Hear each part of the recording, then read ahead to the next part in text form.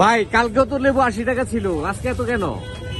ওই যে খাওয়া বেশি, জাল লাগবে একটা হেনে দুইটা, জাল লাগে দুইটা হেনে চারটা, দাম বাড়বো না কমবো নাকি? টিভি দিলে কিসে আমার বাঙালি হলো সবচেয়ে খারাপ, একে 10 টাকার না 20 টাকার মাল। লেবুর দাম বাড়ছে কত? 3 ডজন করে দাও, 4 ডজন করে দাও, নিবে একটা না 4 ডজন করে, দাম বাড়বো না কমবো নাকি? টিভি দেখালে কিসে?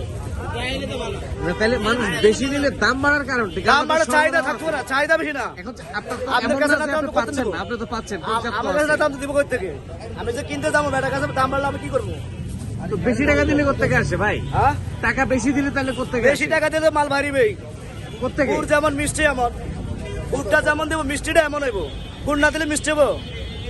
এটা তাহলে বানায় আনেনি? হ্যাঁ, এটা কি বানানো লেবু সম্ভব? বানাই না, লেবুর টাকা দিলে আয়, মোবাইলের যুগ, মোবাইলের যুগ, পাঠাই দাও এত বস্তা। যাইবেন কারণ বাজার, এখানে খুচরা বাজার হারাহারি করে লাভ আছে। কারণ বাজার যে পর্যন্ত না হারাহারি করবো এই পর্যন্ত কোনোদিন দাম কমবো না। যাই দেবো আরতে, আরতে অভিযান দিব, তারপর লেবুর দাম কমবে।